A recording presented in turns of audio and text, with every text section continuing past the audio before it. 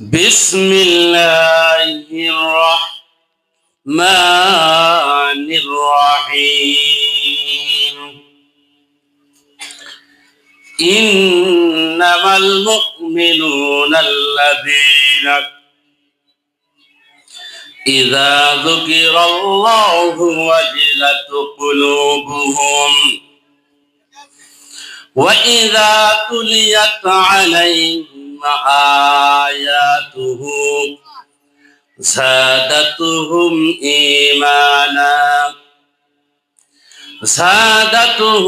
إيمانا وعلى ربهم يتوكلون. وقال رسول الله صلى الله عليه وسلم أول ما يحاسب به العبد يوم القيامة الصلاة، أو كما قال عليه الصلاة والسلام. صدق الله العظيم وصدق رسوله النبي الكريم، ونحن على ذلك من الشاهدين والشاكرين، والحمد لله رب العالمين. قالوا سبحانك لا علم لنا إلا ما علمتنا إنك أنت العليم الحكيم. وقال تبارك وتعالى في شان حبيبه ومحبوبه ومعشوقه: إن الله وملائكته يصلون على النبي يا أيها الذين آمنوا صلوا عليه وسلموا تسليما. اللهم صل على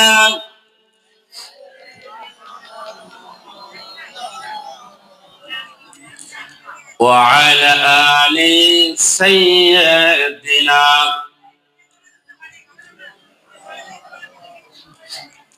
جورے جورے بولی اللهم صل على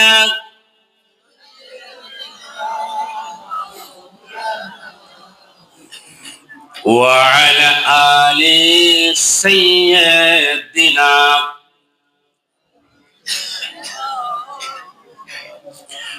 আরশের নিচে সিজদায় পড়ে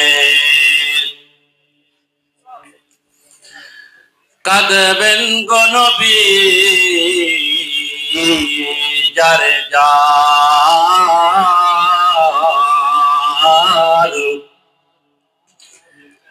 মাফ করে দাও গো মাওলা উম্মত আমার গুনাহগার। আল্লাহুম্মা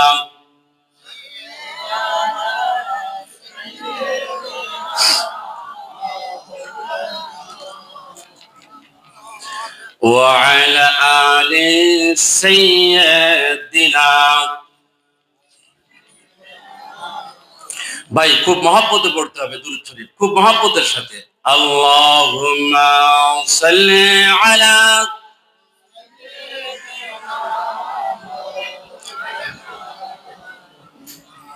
وعلى آل سيدنا.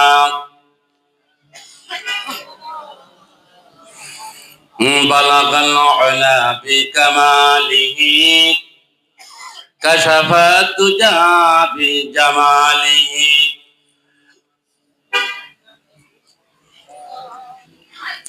صلوا عليه وآله. حسن يوسف سے فزوتر حسن يوسف سے فزوتر है रसूलुल्लाह का, है ये नूर चश्मे याकूब और नूर अल्लाह का, बलगल उला बिकमालिही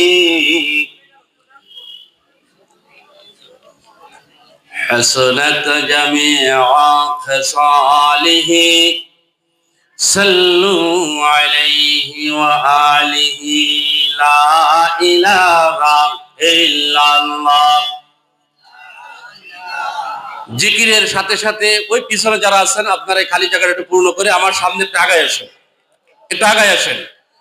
লা ইলাহা ইল্লাল্লাহ। আমার কাছে চলে আসেন তো সবাই, আমার কাছে চলে আসেন। লা ইলাহা ইল্লাল্লাহ, লা ইলাহা ইল্লাল্লাহ, লা ইলাহা ইল্লাল্লাহ, লা ইলাহা ইল্লাল্লাহ, লা ইলাহা ইল্লাল্লাহ, লা ইলাহা ইল্লাল্লাহ মুহাম্মাদুর রাসূলুল্লাহ। আলহামদুলিল্লাহ। ক্ষেত্রপালা পশ্চিম পাড়া যুব সমাজের উদ্যোগে ৯তম বার্ষিক তাফসীরুল কোরআন মাহফিল ও হালকায়ে জিকির 22শে জানুয়ারি 2025 ইংরেজি, রবিবার বাদ আসর ক্ষেত্রপালা পশ্চিম পাড়া জামে মসজিদ প্রাঙ্গণে আজকের এই মাহফিলের সম্মানিত সভাপতি হযরত মাওলানা মুফতি ইমাদউদ্দিন সাহেব পীরজাদা দয়রামপুর, আজকের মাহফিলের প্রধান অতিথি, আজকের মাহফিলের দিগার উলামায়ে হযরত, বিভিন্ন এলাকা থেকে আগত প্রাণ প্রেমিক, রসুল প্রেমিক আমার মুসলমান ভাইরা, আমার পর্দার অন্তরালে মা ও বোনেরা, আল্লাহ জাল্লা শানুহুর দরবারে লক্ষ কোটি শুকরিয়া আদায় করি, যেমনই আমাদেরকে এই এলাকা থেকে বাছাই করে, ছাঁটাই করে, যাচাই বাছাই করে, পরীক্ষা নিরীক্ষা করে কিছু সংখ্যক মুত্তাকি মুমিন বান্দাকে আল্লাহ তাআলা কবুল ও মঞ্জুর করে কোরআনের বাগানে কোরআন শোনার জন্য, জান্নাতের বাগানে রসুলের বাণী আল্লাহর কোরআন শোনার জন্য আমাদেরকে কবুল ও মঞ্জুর করে হাজির করে দিলেন। সে রব্বে কারিমের দরবারে আমরা সবাই প্রাণ খুলে একবার শুকরিয়া আদায় করে বলি আলহামদুলিল্লাহ। মুহতারাম হাজিরিন, আপনারা এই কোরআনের মাহফিলে আসতে যে পারছেন এর জন্য আপনারা খুশি না বেজার? সব থেকে বেশি খুশি এই কোরআনের মাহফিল করার জন্য এই বছর মানে 5 তারিখের পর থেকে দিয়ে কোরআনের কোন মাহফিল, কোরআনের কোন আয়োজনের ব্যাপারে কোন দালালের প্রয়োজন হচ্ছে না। কথা ঠিক না ঠিক বলেন? দালাল ছাড়া দালাল মুক্ত, ঘুষ ছাড়া ঘুষ মুক্ত, প্রশাসনের কাছে যাওয়া ছাড়া প্রশাসন মুক্ত। আমার কথা বুঝতেছেন?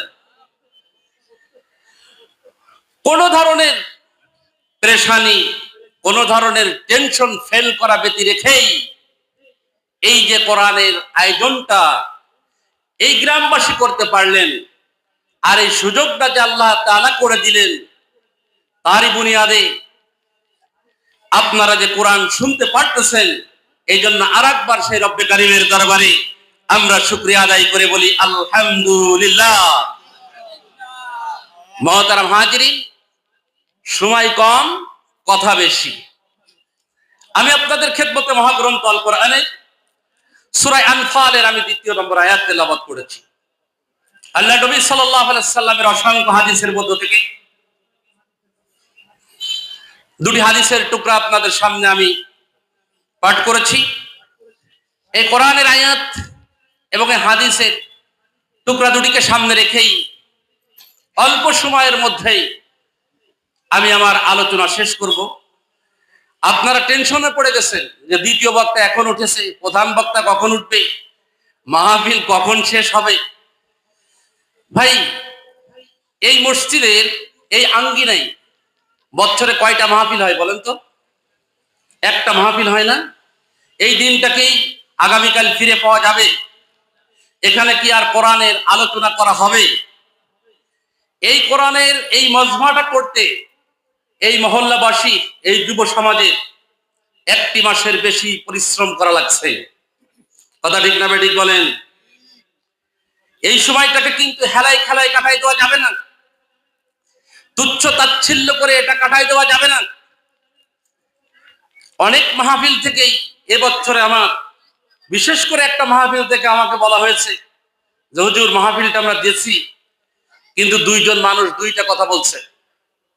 এই মাহফিলের কথা বললে আপনারা বুঝতে পারবেন যে কোনটা চিনে ফেলবেন, কিন্তু আমি জাগার কথা বলবো না।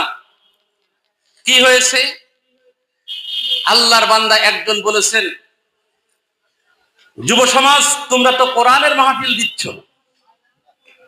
কোরআনের মাহফিল না দিয়ে যদি তোমরা গানের আয়োজন করতে তাহলে আমি তোমাদের বড় অঙ্কের একটা সহযোগিতা করতাম। আর সুবহানাল্লাহ বলবেন না নাউজুবিল্লাহ বলবেন, এটা আপনাদের ইচ্ছা।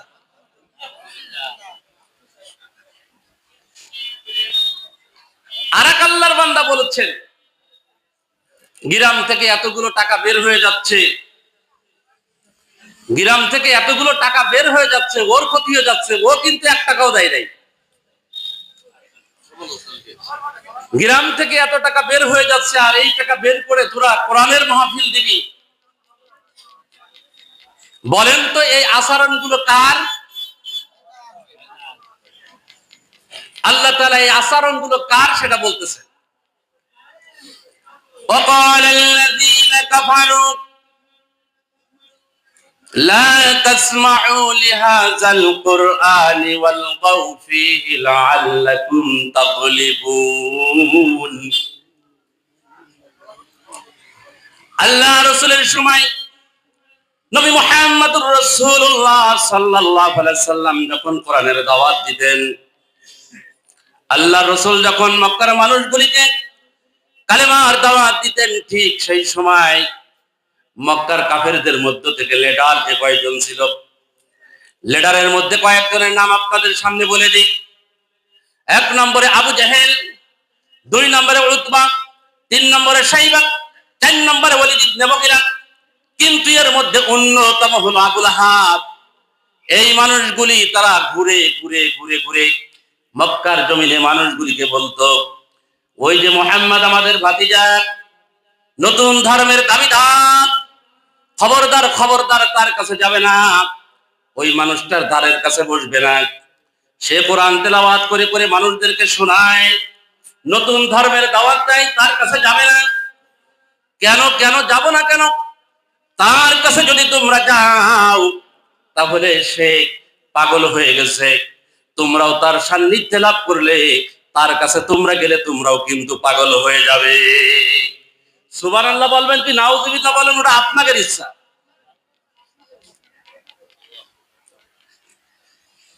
কত বড় পাক্কা কাফের হলি, কত বড় বিয়াদব হলি এই কথা বলতে পারে। মুসলমান ভাইরা আমার ভালো করে বোঝার চেষ্টা করেন। সেই 1500 বছর আগে আবু জাহেল, উতবা, শাইবা, ওয়ালিদ ইবনে মুগিরা, আবু লাহাব তারা চলে গেছেন, কিন্তু তার উত্তর সারিগুলো এখনো আছে না নাই? কথা বলা লাগবে, আছে না নাই? যে মানুষগুলি এখনো কোরআনের এই দাওয়াতে বাধা দিবে, কোরআনের মাহফিলে যারা বাধা দিবে, কোরআনের আলোচনায় যারা বাধা দিবে, আপনারা মনে করবেন, আপনারা বুঝে নেবেন ওই মানুষগুলি সাধারণ মানুষ নয়, ওই মানুষের মধ্যে আবু জেহেল, উতবা, সাইবা, ওলীদ ইবনে মুগীরা, আবু লাহাবের রক্ত বিরাজমান রয়েছে। আল্লাহ রাসূল সাল্লাল্লাহু আলাইহি ওয়াসাল্লাম মক্কার জমিনে কোরআনের দাওয়াত দিচ্ছেন। আমরা সবাই জানি যে রাসূলকে সবথেকে বেশি কষ্ট দিয়েছে আবু জেহেল, কিন্তু আবু জেহেলের নামে কোনো সূরা নাই। কিন্তু একটা মানুষ মাঝখান থেকে বাদ পড়ে গেছে, যে সূরাটা আমরা তেলাওয়াত করি, কিন্তু ওই মানুষের ব্যাপারে আমাদের ধারণা নাই যে আল্লাহ তাআলা কোরআনের বিরোধিতা করার কারণে ওই মানুষের নামটা নিয়া ডাইরেক্ট একটা সূরায় নাযিল করেছেন। এই মানুষটা কে বলেন তো আপনারা? আবু লাহাব। আবু লাহাব ওলীদ ইবনে মুগীরা, সে ইসলামের বিরোধিতা করত, সে কোরআনের বিরোধিতা করত, কিন্তু ওলীদ ইবনে মুগীরার ব্যাপারে আল্লাহ তাআলা ডাইরেক্ট কোরআনের নাম নেন নাই। ওলীদ ইবনে মুগীরার ব্যাপারে আল্লাহ তাআলা কোরআনে বলেন, নুনুল কলামি ওয়া মা ইয়াসতুরুন।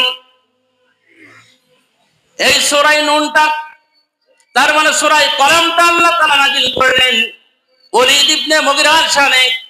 ওলীদ ইবনে মুগীরা যখন আল্লাহর রাসূলকে বললেন, আপনি তো একজন পাগল, এ মুহাম্মদ তো পাগল, মুহাম্মদ তো জাদুকর, মুহাম্মদ তো একজন গণক, মুহাম্মদ তো একজন কবি, মুহাম্মাদের কাছে তোমরা যেও না, তোমরা মুহাম্মাদের কাছে যেও না। ওলীদ ইবনে মুগীরা যখন বাধা সৃষ্টি করলো, আল্লাহ নবী সাল্লাল্লাহু আলাইহি সাল্লাম কালেমার দাওয়াত দেয়, ওলীদ ইবনে মুগীরা আল্লাহ রাসূলকে বাধা দেয়। এক পর্যায়ে আল্লাহ তাআলা সূরা কলমের মাঝখানে গিয়ে বললেন, উদুল্লিম বাদা যালিকা সালিম। ও রাসূল, আপনার মন খারাপ করার দরকার নাই, কষ্ট পাওয়ার দরকার নাই। ওলীদ ইবনে মুগীরা আপনাকে পাগল বলে, আপনাকে জাদুকর বলে, আপনাকে গণক বলে, আপনাকে কবি বলে, আপনাকে সাহিত্যিক বলে, আপনাকে নবী বলে স্বীকার করে, আপনাকে পাগল বলে, কিন্তু আল্লাহর রাসূল আপনি ভালো করে শুনে নিন, আমি আল্লাহ তাআলা সূরা কলমের ভিতরে ওলীদ ইবনে মুগীরার ব্যাপারে বললাম, উদুল্লিম বাদা যালিকা সালিম। ওলীদ ইবনে মুগীরা একজন জারজ সন্তান, তার বাবার পরিচয় নাই।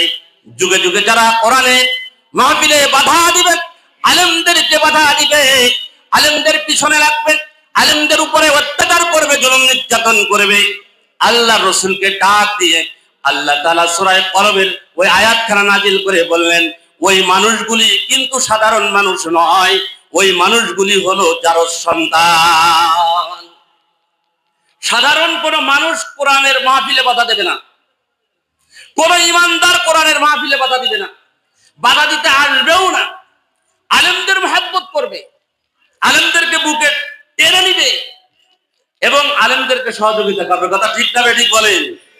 এখন আপনারা বলতে পারেন যে হুজুর আপনি কি সমালোচনা করতেছেন, আপনি গীবত করতেছেন। তাহলে আল্লাহ তাআলা কোরআনে যেখানে মুসার কথা বলেছেন, ওখানে ফিরাউনের কথা বলে তো প্রথমেই গীবত করেছে আল্লাহ। কথা কয় না কেন? যেখানে নমরুদ, সেখানে কে? ইব্রাহিম না? তাহলে ইব্রাহিমের কথা বলে আবার নমরুদের কথা বলে তো ওখানেই তো আল্লাহ তাআলা বেশি গীবত করলেন, বেশি শিকায়েত করলেন। তাহলে গীবত শিকায়েতের উচ্চ শিখরতা আবার রবই রয়েছে, একে গীবত বলে না ভাই। আপনারা ভালো করে বোঝেন এটা কি। আল্লাহ তাআলা কোরআনুল কারীমের মধ্যে যেখানে মুসার কথা বলেছেন, সেখানে আল্লাহ তাআলা ফিরাউনের কথা বলে এটাই বুঝাতে চেয়েছেন যে শোনো, আমি ফিরাউনের কথা এই জন্য এখানে উল্লেখ করলাম, ও জাতি, যুগে যুগে ফিরাউন মার্কা লোক আসবে, এই রকম মানুষ দুনিয়াতে আসবে, তোমরা ওই ইতিহাস থেকে ইবরত হাসিল করবে এবং তোমরা ওখান থেকে হেদায়েত গ্রহণ করবে। আর এই গুণগুলি, এই খাসলাতগুলি যার ভিতরে থাকবে, ওটা আসলে সাধারণ মানুষ না, ওই মানুষটা হলো ফিরাউন মার্কা মানুষ। বলছেন আল্লাহ নবী সাল্লাল্লাহু আলাইহি ওয়াসাল্লাম মক্কায় যখন কোরআনের দাওয়াত দিচ্ছেন, কাফেরদের অত্যাচার, এত কঠিন অবস্থায় পৌঁছে গেল, আল্লাহ নবী সাল্লাল্লাহু আলাইহি সাল্লাম সহ্য করতে পারতেছেন না।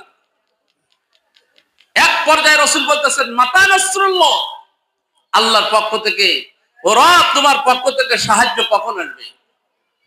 আল্লাহ তখন কোরআনে আয়াত নাযিল করে কি বলেন দেখেন, আহাসিবান নাস আইয়ুতরাকু আইয়াকুলু আমান্না ওয়া হুম লা ইফতানুন।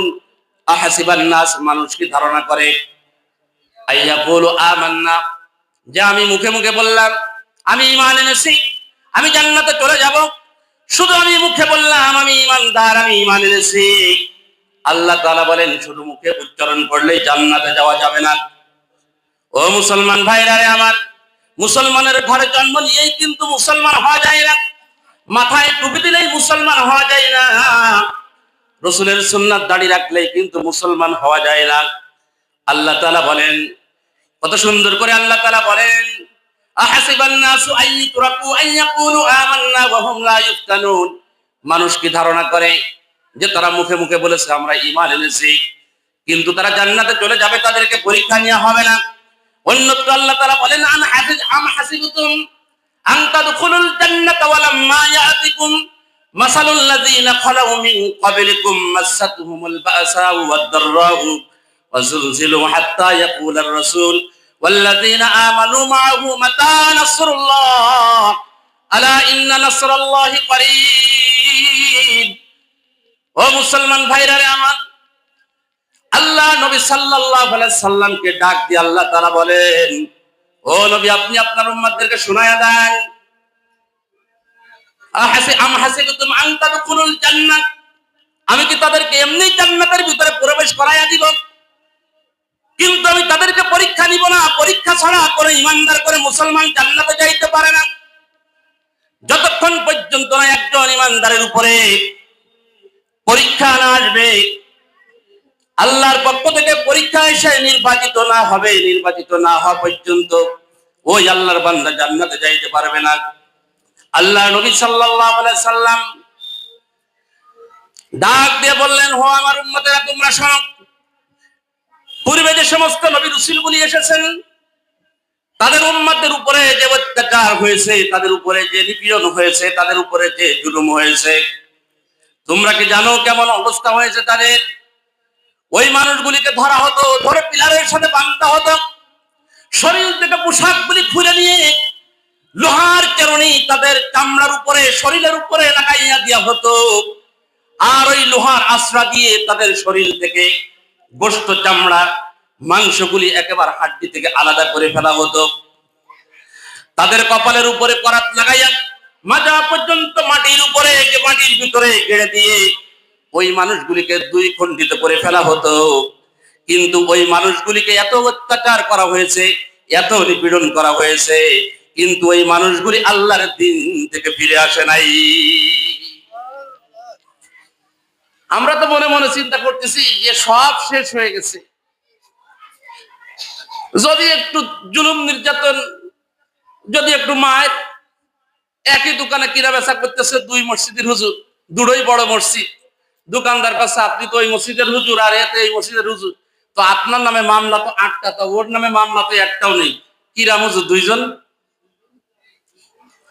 এখন যার মামলা একটাও নাই সে বলতেছে আমি এমন কায়দার হুজুর, আমি খুব হিসাব কিতাব করে চলি, কথাবার্তা খুব লাইন সাইজ করে বলি, আর যেভাবে চললে আমার গায়ে বাতাস লাগবে না আমি ওই কায়দায় চলি। আল্লাহ নবী সাল্লাল্লাহু আলাইহি ওয়াসাল্লাম মক্কার জীবনে, ভালো করে এই কথাটা আপনারা কান লাগাই শোনেন, আল্লাহর রাসূল সাল্লাল্লাহু আলাইহি সাল্লাম তার 40 বছর হায়াতের জিন্দেগির মধ্যে মক্কায় একটা মানুষ তার গায়ে ফুলের কাঁটা দেয় নাই, কি বলে ফুলের আঁচড় দেয় নাই। আল্লাহ নবী সাল্লাল্লাহু আলাইহি ওয়াসাল্লাম যখন নবুয়ত প্রাপ্তি হলেন, আল্লাহ রাসূলের উপর যখন কোরআন নাযিল হলো, আল্লাহ রাসূল মক্কার মানুষদেরকে ডাক দিয়ে বলেন, ইয়া আইয়ুহান নাস কুলু লা ইলাহা ইল্লাল্লাহ তুফলিহুন, হে মক্কার মানুষ তোমরা বলো লা ইলাহা ইল্লাল্লাহ, আল্লাহ ছাড়া কোনো মাবুদ নাই, আমি মুহাম্মাদুর রাসূলুল্লাহ সাল্লাল্লাহু আলাইহি সাল্লাম আল্লাহর বান্দা ও রাসূল, তোমরা কামিয়াব হয়ে যাবে। সাথে সাথে রসুলের উপরে মার, রসুলের উপরে নির্যাতন শুরু হয়ে গেল। যে হুজুর বলল যে আমি সুন্দর করে চলি, ও তাহলে আল্লাহ রসুলের থেকে কি বড় হুজুর? আল্লাহ রসুলের কি ওর থেকে দাড়ি কম ছিল? আল্লাহ রসুলের টুপি কি ওর টুপির চেয়ে পাওয়ার কম ছিল? পাঞ্জাবি কি ছোট ছিল? কিন্তু রসুল মাইর খালো, রসুল মক্কা থেকে মদিনায় চলে গেল। এমনকি আল্লাহর নবীকে 3.5 বছর কারাগার বরণ করা লাগলো, জেলখানার ভিতরে রসুলকে আটকাই দেওয়া হলো। মুসলমান ভাইরা আমার, এই মানুষগুলি হলো মুনাফিক। কি বলেন এই মানুষগুলো? কি মুনাফিক? আল্লাহ তাআলা বলেন, ইন্না শাররাদ দাওয়াবি ইনদাল্লাহ। ইন্না মানে নিশ্চয়ই, শাররা মানে খারাপ, দাওয়াবি মানে চতুষ্পায় জন্তু, ইনদাল্লাহ আল্লাহর কাছে। আল্লাহর কাছে সবথেকে নিকৃষ্ট চতুষ্পায় জন্তু হলো তারা আসসুমুল বুকমুল লাযী লা ইয়াকিলুন, যারা শুনেও শোনে না, বুঝেও বোঝে না। কেমন যেন তারা কান আছে কিন্তু এই কান দিয়ে কিছু শোনে না, চোখ আছে এই চোখ দিয়ে তারা কিছু যেন দেখে না, এই আকল আছে এই আকল দিয়ে তারা যেন কিছু বোঝে না। আল্লাহর এই সেন্টেন্সটা সূরা আনফালের 22 নম্বর আয়াত। এটা ইন্না শাররাদ দাওয়াবি ইনদাল্লাহ। ইন্না মানে নিশ্চয়ই, শাররা মানে সব থেকে খারাপ, দাওয়াবি মানে চতুষ্পায় জন্তু, ইনদাল্লাহ মানে আল্লাহর কাছে, আল্লাহর নিকটে সব থেকে খারাপ চতুষ্পায় জন্তু হলো তারা যারা হলো কান আছে কান দিয়ে শুনেও শোনে না, চোখ আছে এই চোখ দিয়ে দেখেও তারা দেখে না, এই আকল আছে বিবেক আছে এই বিবেক দিয়ে বুঝেও তারা বোঝে না। এই মানুষগুলো কি কন কথা কয় না? এই মানুষগুলো কি চতুষ্পাদ জন্তুর মতো। এই যে 16 বছর যে অবস্থা চলেছে আমাদের উপর দিয়ে, এখন যদি জিজ্ঞাসা করা হয় যে এখন এক শ্রেণীর মানুষ আছে, আগেই যেন ভালো ছিল এখন খারাপ লাগতেছে। দেখছেন, ও চোখ আছে ও কিন্তু দেখতেছে না, ওর বিবেক আছে ও বুঝতেছে না, ওর কান আছে ও শুনেছে কিন্তু সেটা বোধগম্য করে নাই। মুসলমান ভাইরা রে আমার, আল্লাহ তাআলা বলেন, এটা হলো সূরা আরাফের 176 নম্বর আয়াত। ফামাসালুহু কামাসালিল কালব। যেই মানুষগুলোর চরিত্র এমন আছে ওই মানুষগুলোর ব্যাপারে আল্লাহ তাআলা বলেন, ফামাসালুহু তাদের মিসাল কামাসালিল কালব, কুত্তার মতো। বালআম বাওরা, আপনারা তাফসীর কিতাব দেখবেন, এই যে আমি আয়াত নাম্বার বলে দিলাম, ফামাসালুহু কামাসালিল কালব, এই আয়াতের তাফসীর দেখবেন। বালআম বাওরা নামে একজন আল্লাহর বিশিষ্ট বুজুর্গ ছিল বনি ইসরাইলের। এই বনি ইসরাইলের এই বিশিষ্ট বুজুর্গ মুসা আলাইহিস সালাতু ওয়াস সালাম তার সৈন্য সমান্তি নিয়ে যখন পাহাড়ে কুলদুম পার হলেন, তার মানে নীল নদ পার হয়ে তি ময়দানে চলে গেলেন, তো মুসার অনুসারী যারা ছিল তারা নীল নদের ওই পাশে দাঁড়াইয়া ওরা দেখলো যে মুসা আলাইহিস সালাতু ওয়াস সালাম এবং তার সৈন্য সমান্তি সহ 16 লক্ষ পানির ভিতরে নিমজ্জিত হয়ে গেল। কয় লক্ষ বলেন? 16 লক্ষ পানির ভিতরে ডুবে চুবে চুবে মরে গেছে। মুসা আলাইহিস সালাম তো নীল নদের ওপারে, ফিরাউনের অনুসারী কিছু মিশরে থেকে গেল। তারা মনে মনে চিন্তা করলো যে মুসা নবী তো আবার আসতে পারে ব্যাকে, আবার আমাদের উপরে অত্যাচার চালাইতে পারে, আবার আমাদের উপরে সে কালেমার দাওয়াত দিতে পারে। আমরা যদি মুসলমান না হই, ইসলাম গ্রহণ না করি, তাহলে আমাদের সাথে যুদ্ধ ঘোষণা করতে পারে। এই ভাই কথাটা ভালো করে বুঝেন, ভালো করে শোনেন এই কথাটা। তো ফিরাউনের অনুসারীরা এই আল্লাহর ওলির কাছে চলে গেলেন। এই আল্লাহর ওলি ইসমে আজম জানতেন, ইসমে আজমের মালিক ছিলেন। আল্লাহর কাছে দোয়া করলে সাথে সাথে আল্লাহ তাআলা দোয়া কবুল করে নিতেন। ডাক দিয়ে এই বালআম বাওরান যে কথা বলতেন আল্লাহ তাআলা সেটা শুনতেন। বনি ইসরাইলের লোকেরা যারা ছিল ফিরাউনের অনুসারী, তারা মুসা নবী আলাইহিস সালাতু ওয়াস সালামের ভয়ে তার থেকে বাঁচার জন্য বালআম বাওরার কাছে গিয়ে বলে, বালআম বাওরা রে, আমরা তোমার কাছে ছুটে এসেছি। মুসা নবী এবং ওই ময়দানে তার উম্মত যারা গেছে তাদের বিরুদ্ধে তোমার একটু দোয়া করতে হবে। ভাই দোয়া করলে কি হবে? ভাই দোয়াটা এমন ভাবে করবে যেন তারা সবাই মারা যায়। বালআম বাওরা বলতেছে, তোমরা কার বিরুদ্ধে দোয়া করার কথা বলছো? কারণ মুসা নবী তো জবরদস্তি একজন আল্লাহর পয়গম্বর, তার বিরুদ্ধে দোয়া করার কথা তোমরা কেন বলছো? তার বিরুদ্ধে আমি দোয়া করতে পারবো না, এটা আমার দ্বারা সম্ভব নয়। বলে যে না, আপনার দোয়া করতেই হবে। পেশাব থ্রেট করতে লাগলো, কিন্তু আল্লাহর ওলি বলে না, মুসা নবী বিপক্ষে আমি দোয়া করতে পারবো না, এটা সম্ভব নয়। এবার ওই ফিরাউনের অনুসারী যারা ছিল তারা প্যাকেটে করে টাকা আনে নাই, বস্তায় করে টাকা আনছে। মনে করেন কয়েক কোটি টাকা আনছে, কয়েক কোটি টাকা এনে বালআম বাওরার পাশে রেখে বলতেছে, বালআম বাওরা রে, যদি তুমি মুসার বিপক্ষে দোয়া করো তাহলে তুমি এই টাকার মালিক হয়ে যাবে, এই টাকা তোমাকে দেওয়া হবে। এখন তুমি কি করবে? তুমি এই টাকা নিবে না দোয়া করা বাদ দিবে? যদি তুমি দোয়া করো তাহলে সাথে সাথে তোমাকে এই টাকা দিয়ে পুরস্কৃত করা হবে। বিগত 16 বছর আমরা দেখেছি টুপি মাথায় দিয়ে এমন কিছু হুজুর ছিল, এমন কিছু আলেম ছিল যারা টাকার বান্ডিল দেখে তারা কিন্তু উল্টো গান গেয়েছে, কথা ঠিক না বেঠিক? কিন্তু যখন সময় এসে গেছে নাঙ্গলের তাড়াটা কিন্তু তারা সোজা করেই নিয়েছে, কথা ঠিক না বেঠিক? ওই মানুষগুলি হলো সুযোগ সন্ধানী। ওই মানুষগুলো বৃষ্টি যেদিক দেখে, মেঘ যেদিক দেখে, সেদিকেই ছাতাটা টান করে দেয়। এরা হলো বালআম বাওরার অনুসারী। আমার বাদ রেখে কথা বলছি না, আগে একটু ফিনিশিং করে নিয়ে প্রথমে একটু তেল মোবিল দিয়ে তারপর ওই জায়গা যাচ্ছি। এই বালআম বাওরা মনে মনে চিন্তা করতে, হাই হাই রে, বস্তায় কত টাকা, এই টাকা একটু দোয়া করবো ঢাকার মালিক হয়ে যাব।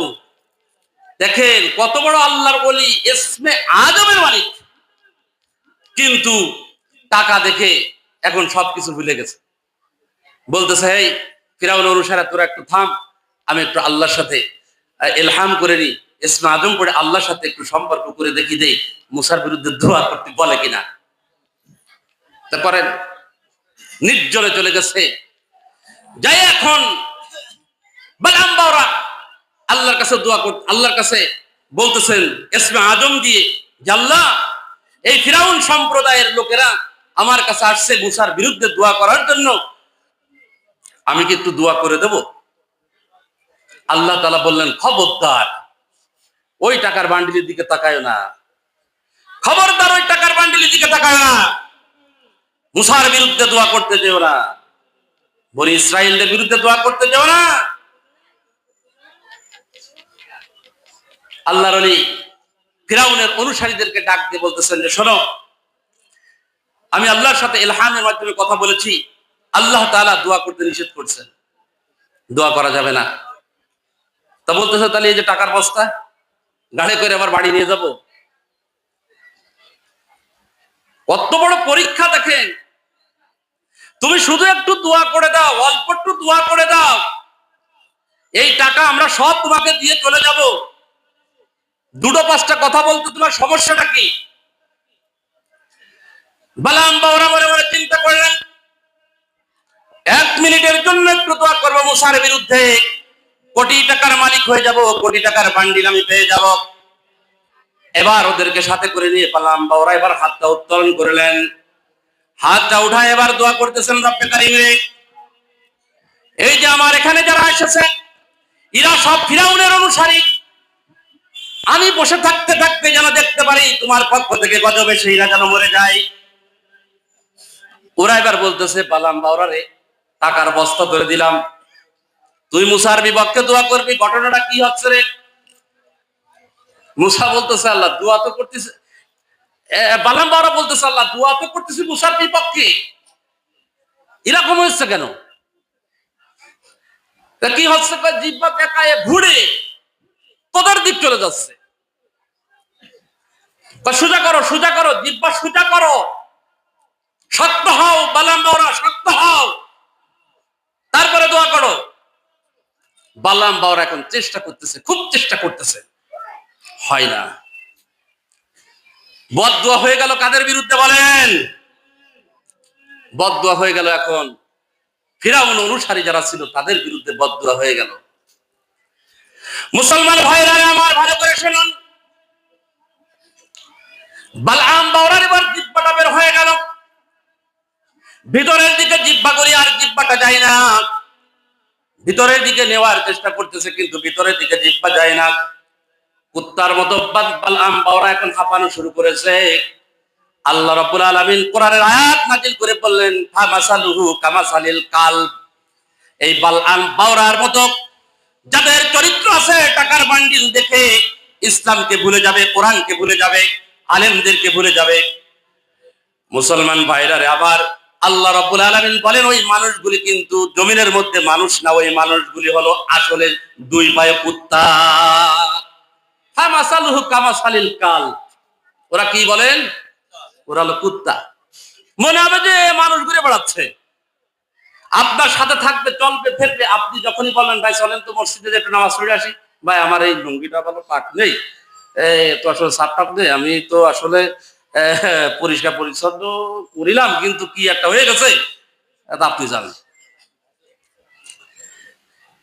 এই যে মানুষগুলি, এই ধরনের চরিত্র যারা আছে, মুনাফিকি অবস্থান নিয়ে যারা ঘোরাফেরা করে, চলাফেরা করে, মুসলমান ভাইরা আমার, সময় এসেছে, সময় এসেছে সব দল মত জেনে যা আছে আপনি সব বাদ দেন, দুনিয়া থেকে বিদায় নিয়ে চলে যেতে হবে। আল্লাহ তাআলা বলেন, ইন্নাদ দীনা ইনদাল্লাহিল ইসলাম, আমার কাছে একমাত্র গ্রহণযোগ্য মনোনীত ধর্ম হলো কি? ইসলাম। আল্লাহ তাআলা বলেন, আমাইয়াবতাগি গায়রাল ইসলামি দীনান ফালাই ইউকবালা মিনহু ওয়া মাইয়াবতাগি, যে ব্যক্তি অন্বেষণ করবে, তলাশ করবে, গায়রাল ইসলামি দীনান, ইসলাম ব্যতীত অন্য কোন দল মত মন্ত্রতন্ত্র, সেটা হতে পারে আমার বাপের মন্ত্র, সেটা হতে পারে আমার বাবার দল, সেটা হতে পারে আমার নেতার দল, সেটা হতে পারে আমার দাদির দল, সেটা হতে পারে আমার দাদার দল। ভালো করে বোঝার চেষ্টা করবেন। ওয়ামাইয়াবতাগি, যে অন্বেষণ করবে, যাহারা অন্বেষণ করবে, গায়রাল ইসলামি, ইসলাম ব্যতীত রেখে দীনান, অন্য কোন মত, অন্য কোন পন্থা, অন্য কোন দল, ইসলাম ব্যতীত রেখে যদি আপনি কোন তন্ত্র মন্ত্র এটা যদি আপনি অন্বেষণ করেন, ফালাই ইউকবালা মিন, আল্লাহ তাআলা বলেন ওই আল্লাহর বান্দা যদি নামাজ আদায় করে তার নামাজ কবুল হবে না, ওই আল্লাহর বান্দা যদি রোজা রাখে রোজা কবুল হবে না, ওই আল্লাহর বান্দা যদি হজ করে হজ কবুল হবে না, ওই আল্লাহর বান্দা যদি যাকাত দেয় যাকাত কবুল হবে না, ওই আল্লাহর বান্দা যত ইবাদত বন্দেগী করুক না কেন, আল্লাহ রাব্বুল আলামিন তার ইবাদত গ্রহণযোগ্য কবুল করবেন না। ইসলাম ব্যতীত রেখে আপনি যেটাই করেন না কেন, আপনার এই ভিত সুন্দর না হওয়ার কারণে, এই ভিতটাই নষ্ট হওয়ার কারণে, আপনি যে মতে যে দলেই থাকুন না কেন, ইসলাম বাদে যদি আপনি থাকেন, আপনি নামাজ পড়তেছেন, হজ করতেছেন, রোজা রাখতেছেন, যাকাত দিচ্ছেন, আল্লাহ বলেন ফালা ইউকবালা মিন, কবুল হবে না, হবে না, হবে না। আমি হাসি আর দেখি, এখন এক মসজিদে গেছি নামাজ পড়ার জন্য, জুমার নামাজ, আবার মসজিদে যাইতে পারি না, আমি একটা প্রোগ্রাম ছিল সেখান থেকে আসছি, খুব দ্রুত আমাদের একটা মসজিদে, আমি পরিচিত একটা মসজিদে ঢুকে পড়ছি। যাওয়ার পরে নামাজ শেষ হলো, ইমাম সাহেব খুতবা দিছে, আমাকে দেখে বলতেছে ভাই নামাজটা একটু পড়াই দেন। আমি নামাজ পড়াইছি, নামাজ পড়াই যখন বেরোয় আসতেছি তখন দেখি ওই মসজিদ কমিটির যে ক্যাশিয়ার, উনি ওই মসজিদের টাকা পয়সা যা আছে সব কিছু নিয়ে মসজিদের মাঝখানে বসে পড়ে গুনতেছে। এটা দেখাচ্ছে যে আমি যে দলেই থাকি না কেন, যে মতেই থাকি না কেন, আমি কিন্তু মসজিদের খাদেম, আমি মসজিদের গোলাম, আমি আল্লাহ তাআলার মসজিদ দেখভাল করি। কিন্তু আল্লাহ তাআলা কি বলেন? ইন্নামা ইয়া'মুরু মাসাজিদাল্লাহ, ওই ব্যক্তি হবে মসজিদের খাদেম, ওই ব্যক্তি হবে মসজিদের গোলাম। মান আমানা বিল্লাহ, আল্লাহর প্রতি ঈমান আনবে, আল্লাহর প্রতি যখন ঈমান আনবে তখন আল্লাহর দল ছাড়া কারোর দল করা যাবে না। এটা হলো জমিন কার?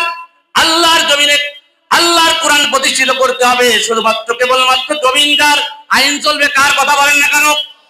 জমিনদার আইন চলবে কার? এই জমিনে আর কারোর আইন চলতে পারে না।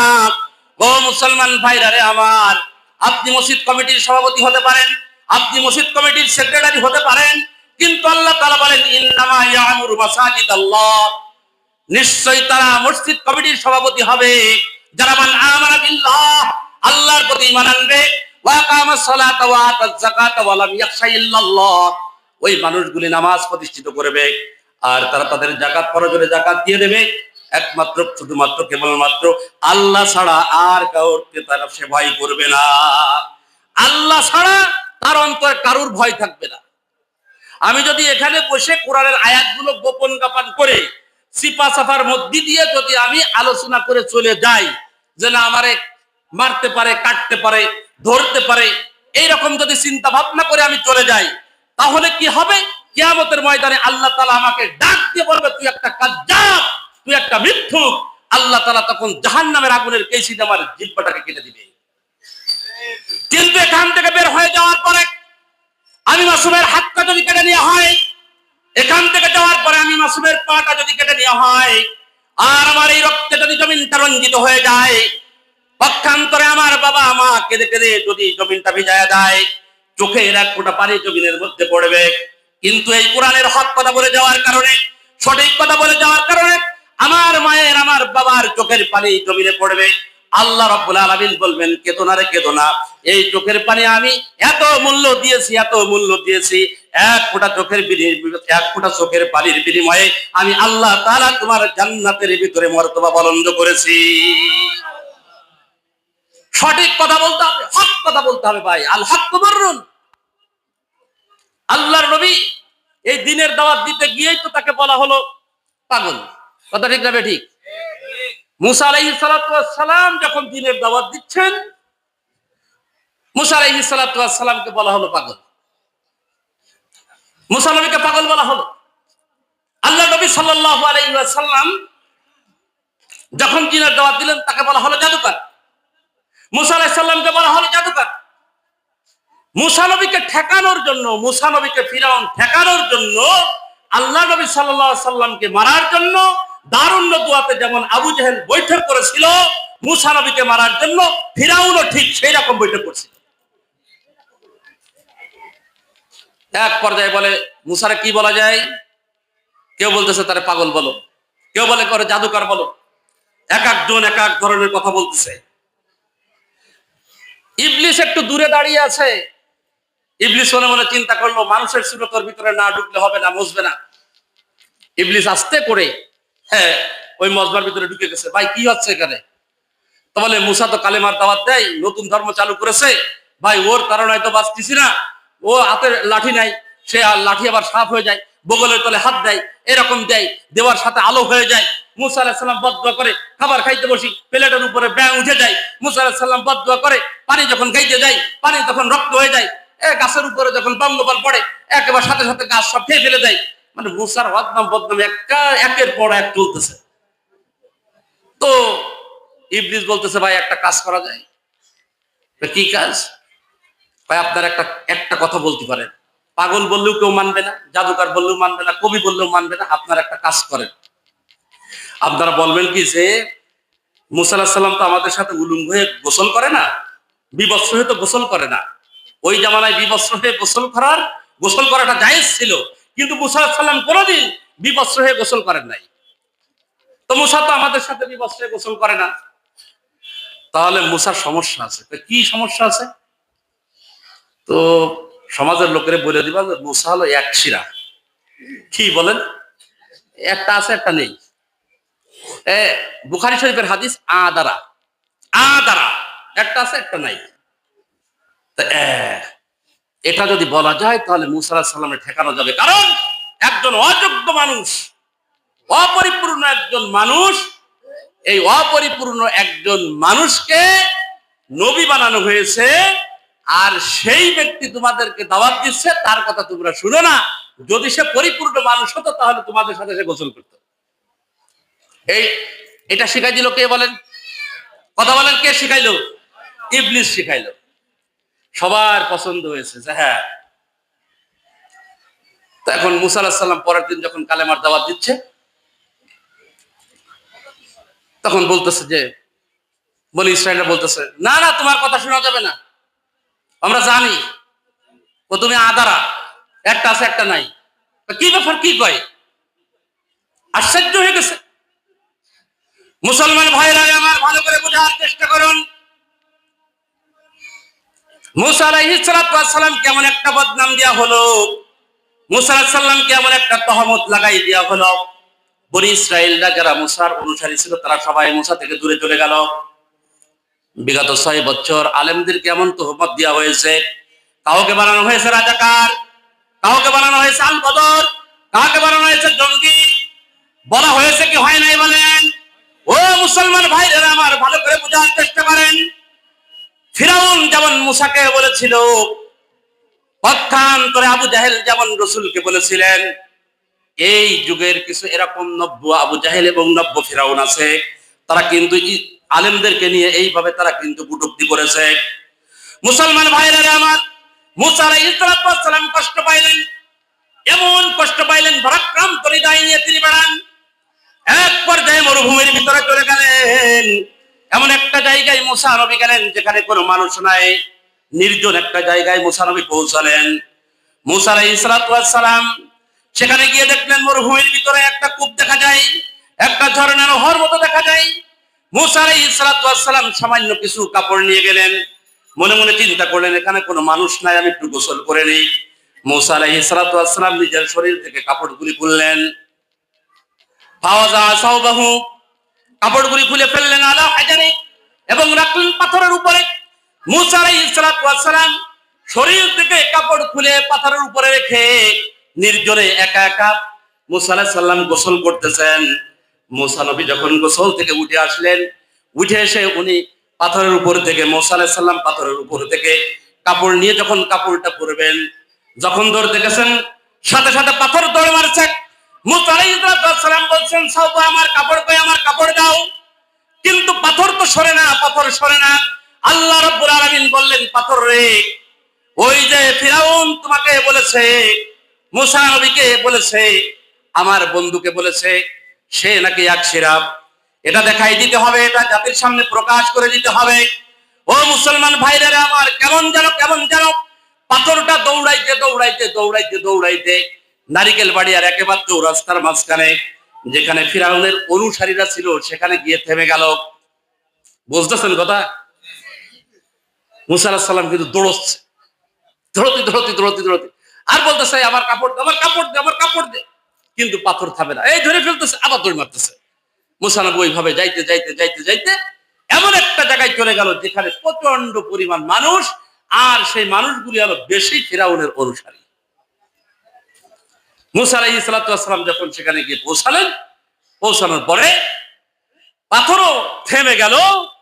মুসা আলাইহিস সালাম টান দিয়ে যখন কাপড়টা নিলেন, ওই জায়গার ভিতরে যত মানুষ ছিল সমস্ত মানুষ মুসার দিকে তাকালেন আর বললেন, ফিরাউন এবং তার সম্প্রদায় বলল যে মুসা নাকি এক সেরা, কিন্তু কই, আমরা তো দেখি মুসার সবকিছু ঠিকঠাক আছে, কিন্তু ফিরাউন এই কথা কেন বলল? মুসলমান ভাইরা আমার, তাফসীরে কিতাবে লেখে, বুখারী শরীফের হাদিস, মুসা আলাইহিস সালাম হাতের ভিতরে যে লাঠিটা ছিল ওই লাঠিটা উঁচু করলেন। লাঠিটা উঁচু করে, মুসা নবী তো কেমন রাগী মানুষ ছিল তা তো জানেন, এমন জোরে একটা বাড়ি মারছে পাথরের উপরে। বাড়ি মারার সাথে সাথে পাথরের মধ্য থেকে 5টা ঝর্ণা বের হয়ে পাথর কান্না শুরু করে দিয়েছে। মুসা আলাইহিস সালামের হাতে এত শক্তি ছিল যে এই হাত দিয়ে যারা একবার পিটনা দিয়েছে সে বুঝতে পারছে যে এই হাতের ওজনটা কত। মনে মনে চিন্তা করে যে হুজুরা কিছু করতে পারবে না, হুজুরকে কোনো সার নেই, যোগ্যতা নেই, হুজুরা পারে নাই। হুজুরা সবই পারে, হুজুরা সবই পারে, কিন্তু আল্লাহর পক্ষ থেকে নিষেধ আছে। কথা ঠিক না বেঠিক বলেন? মুসা আলাইহিস সালাম যখন ছোট, ফিরাউনকে একটা থাপ্পড় মারলো। ফিরাউন বলে, আসিয়া রে, এতটুক মানুষ আমার কোলে দিলি, এমন থাপ্পড় মারছে আমার কাছে মনে হলো যেন আমার এক পাশে উহুদ পাহাড় এসে লাগছে। মুসা আলাইহিস সালাম যখন বড়, বনি ইসরাইল কিপ্তি মারামারি করছে, বিচার দেওয়া হয়েছে মুসা আলাইহিস সালামের কাছে, নবী হন নাই তখন। বনি ইসরাইলরা বলতেছে ওই কিপ্তি আমার উপরে জুলুম করছে, মারছে, আমি তো আপনার অনুসারী, আপনার বংশের লোক, আপনি একটু বিচার করে দেন। মুসা আলাইহিস সালাম কি করলেন? মুসা নবী বলেন আমি একটু শাসন করার জন্য শুধুমাত্র তার গায়ে এরকম মারছি, জায়গায় পড়ে মরে গেছে। মুসা সালাম আল্লাহ ডাক, আল্লাহ আমি তো এমনি একটু শাসন করতে চাইলাম, কিন্তু এই যে মরে গেল। মুসা আলাইহিস সালাম ওখান থেকে চলে গেলেন মাদায়েন শহরে। লম্বা ইতিহাস। শুধু তাই নয়, মুসা আলাইহিস সালামের জান কবজ করার জন্য যখন আজরাইল আলাইহিস সালাম আসলেন, আসার পরে মুসা নবী বলতেছেন কে তুমি? বলে আমি আজরাইল। কি করতে আসেন? তো জান কবজ করার জন্য আসছি। কি? হাতটা টান করে দিচ্ছে এক থাপ্পড়। বুখারী শরীফের হাদিস। মুসা আলাইহিস সালাম থাপ্পড় খায়, আজরাইলের দুই চোখ বেরোয়, একবার হাঁটু পর্যন্ত ঝুলতেছে। হাতের ওজন দেখছেন? আজরাইল ফিরে গেলেন, রব্বে কারীমের কাছে গিয়ে বললেন, রব্বে কারীম রে, আপনার কোন বান্দার কাছে আমাকে পাঠিয়েছেন? জান কবজ করার জন্য গেলাম, কিন্তু আমার চোখ দুটি বের করে দিয়েছে। তুমি কি সালাম দিয়েছিলে? বলে না, আমি তো সালাম দেই নাই। তুমি কি পারমিশন নিয়েছিলে? না, পারমিশন নাই নাই। যাও যাও, তুমি আমার বান্দার কাছে আবার চলে যাও, আমার বান্দাকে গিয়ে বলো আমি আপনার জান কবজ করার জন্য আসি নাই, রব্বে কারীম আমাকে পাঠিয়েছে। আপনার হাতটা বনি কালত গোত্রের একটা ভেড়ার উপরে রাখবে, আপনার হাতের তালুর তলে যতগুলি পশম পড়বে, এতগুলি পশম পরিমাণ আপনার হায়াত আল্লাহ তাআলা বৃদ্ধি করে দিয়েছে। ও মুসলমান ভাইরা রে, আবার দ্বিতীয়বার আজরাইল এসে আল্লাহ নবী মুসা আলাইহিস সালামকে এই কথা বললেন।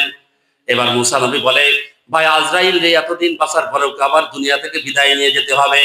বলে হ্যাঁ, দুনিয়া থেকে বিদায় নিয়ে যেতে হবে।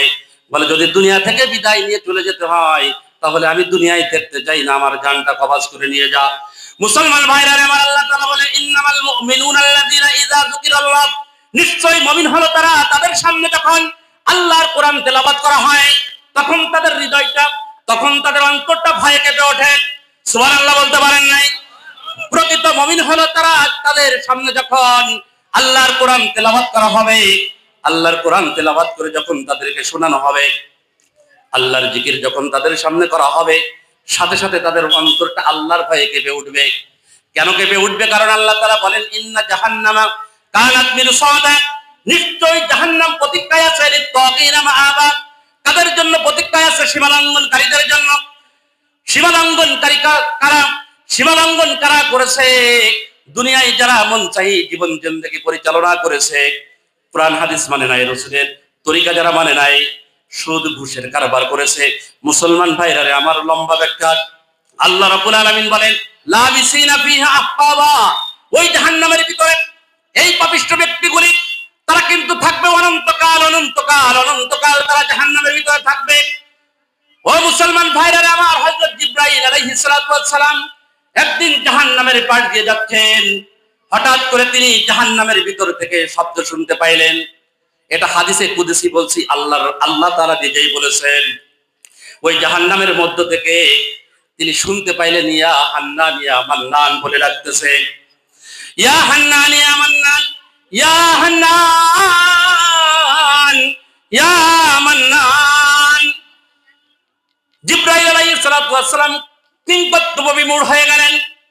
জাহান্নামের ভিতরে এত কষ্টের ভিতরে থেকে আল্লাহর কোন বান্দা ইয়া হান্নান ইয়া মান্নান বলে ডাকে রে?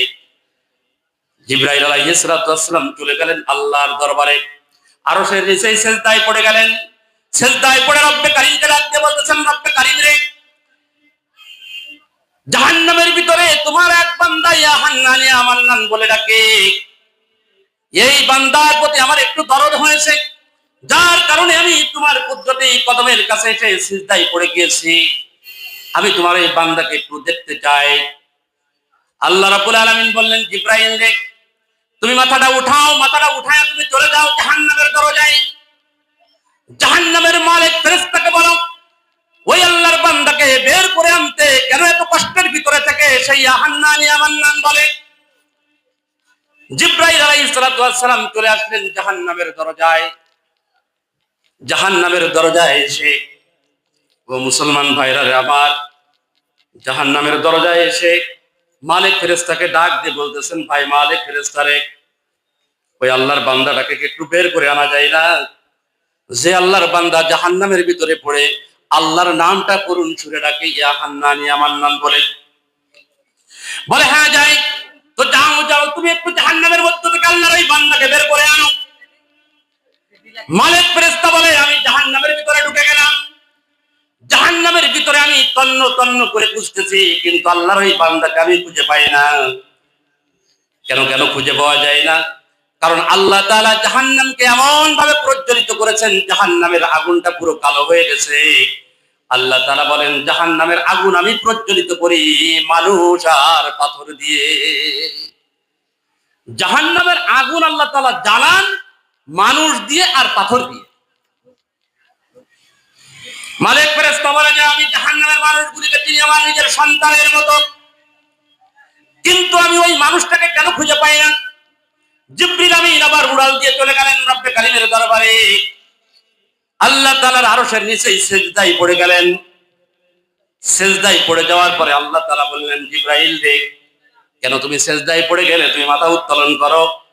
বলে, আপনি সেই বান্দার কথা বলছিলেন, জাহান্নামের ভিতরে আপনার নাম ধরে কান্নাকাটি করে।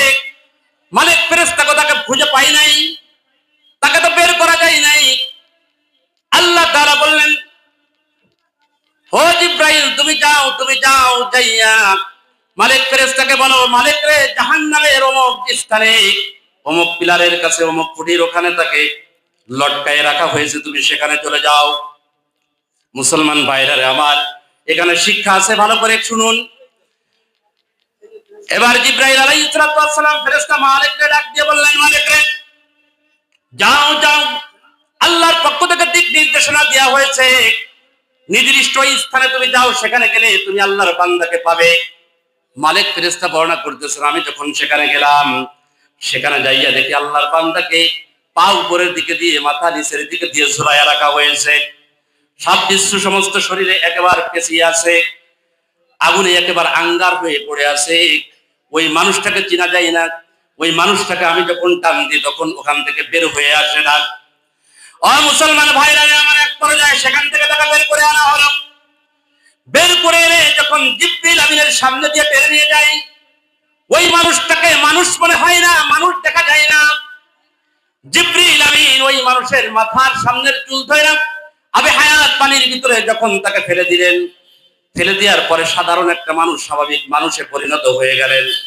হয়ে যাওয়ার পরে আল্লাহ রাব্বুল আলামিনের কাছে দরখাস্ত হলো, রব্বে কারীম বলেন, বান্দারে, জাহান্নামের ভিতরে এত কঠিন কষ্টের জায়গায় তোমাকে আমি রেখেছি, কিন্তু এই কষ্টের জায়গায় থেকে তুমি কেন আমাকে ডাকলা? ইয়া হান্নান ইয়া মান্নান বলে আমাকে কেন তুমি ডাকো? জাহান্নামে ওই ব্যক্তি বলে, রব্বে কারীম, দুনিয়ার ভিতরে কোনো ভালো কাজ আমি করে আসতে পারি নাই, দুনিয়ার ভিতরে আমি কোনো নেকের কাজ করে আসতে পারি নাই। পর্দার আড়ালের মা বোনেরা, আপনারা ভালো করে শুনুন, দুনিয়ার মধ্যে আল্লাহর বান্দা বলে কোনো ভালো কাজ আমি করতে পারি নাই, কিন্তু আমি যখন তোমার দরবারে ধরা খেয়ে গেছি, জাহান্নামের মালিক যখন আমি হয়ে গেলাম, তখন আমার জাহান্নামের ভিতরে মনে পড়লো, লা তাকুনাতু মির রাহমাতিল্লাহ, ইন্নাল্লাহা ইয়াগফিরুয যুনুবা। আল্লাহর রহমত থেকে নৈরাশ হওয়া যাবে না, নৈরাশ হওয়া যাবে না। আল্লাহ তাআলা জীবনের সমস্ত গুনাহ মাফ করে দিতে পারেন যদি রব্বে কারীমকে ডাকার মতো ডাকা যায়।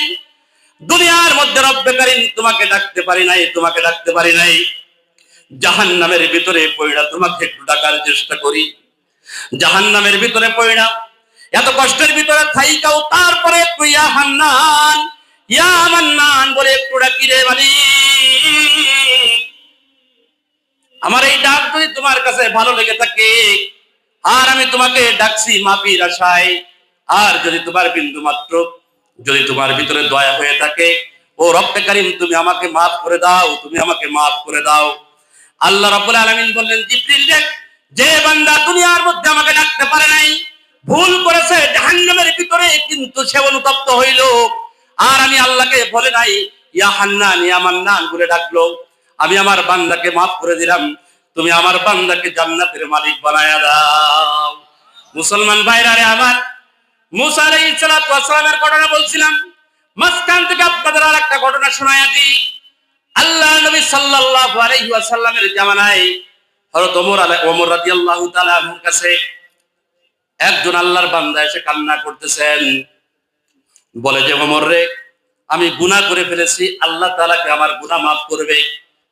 ওমর জিজ্ঞাসা করতেছেন, আল্লাহর বান্দা তুমি কতটা গুনাহ করছো? বলে আমার গুনাহ হলো আসমান থেকে বড়। এরপর ওমর জিজ্ঞাসা করলেন, তাহলে তোমার গুনাহ কি জমিন থেকে বড়? বলে হ্যাঁ, জমিন থেকেও বড়। আসমান জমিনের মাঝখানে যে খালি জায়গা আছে এর থেকেও খুব বড়। আল্লাহর বান্দা বলতেছেন, আমি এত বড় গুনাহ করেছি, এত বড় গুনাহ করেছি যে গুনাহটা আসমান এবং জমিনের ভিতরে ধরবে না, রব্বে কারীম আমাকে কখনো মাফ করবে না। আল্লাহর ওই বান্দার গুনাহর কথা বলে বলে কান্না করার কারণে ও মুসলমান ভাইরা আমার, ওমর রাদিয়াল্লাহু তাআলা আনহু কান্না শুরু করে দিলেন।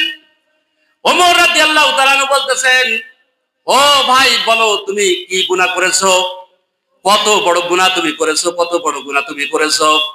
বলে যে ভাই আমি একজন কাফন চোর। আমার বাড়ির পাশে যে গোরস্থানটা আছে ওই গোরস্থানের মধ্যে যত মানুষগুলিকে কবরস্থ করা হয়, রাতের বেলায় আমি তাদের শরীর থেকে কাপড়ের কাপড়গুলি খুলে নিই।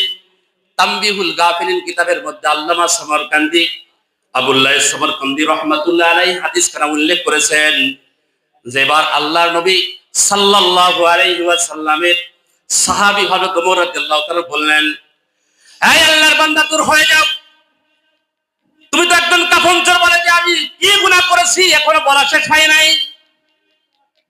বলে আমার প্রতিবেশী একজন মেয়ে ছিল, ষোড়শী যুবতী একজন কন্যা, তার প্রেমে আমি পাগল ছিলাম। কোনদিন আমি তাকে বিবাহর প্রস্তাব দিতে পারি নাই, কিন্তু আমার মনের ভিতরে বাসনা ছিল যদি তাকে আমি কাছে পাইতাম। হঠাৎ করে আমার কানে একদিন আওয়াজ আসলো যে আল্লাহর বান্দি দুনিয়া থেকে বিদায় নিয়ে চলে গেছে। সুন্দর করে তাকে দাফন কাফন করা হয়ে গেছে। রাতের বেলায় আমি তার শরীর থেকে কাফন চুরি করার জন্য চলে গেলাম। কবরের মাটি খুঁড়ে আমি উপরের দিকে উঠাইলাম, বিবস্ত্র করে কবরের বিবস্ত্র কইরা শরীর থেকে কাপড়ের কাপড় নিয়ে যখন আমি চলে আসি, শয়তান আমার উপরে গালেব হয়ে গেল। এক পর্যায়ে আমি ওই আল্লাহর বান্দির শরীরের উপরে আক্রমণ করলাম। ও মররে, আমি ওই মৃত মহিলার সাথে, ওই মৃত ব্যক্তির সাথে আমি জিনা করে ফেলেছি, আমি ব্যভিচার করে ফেলেছি।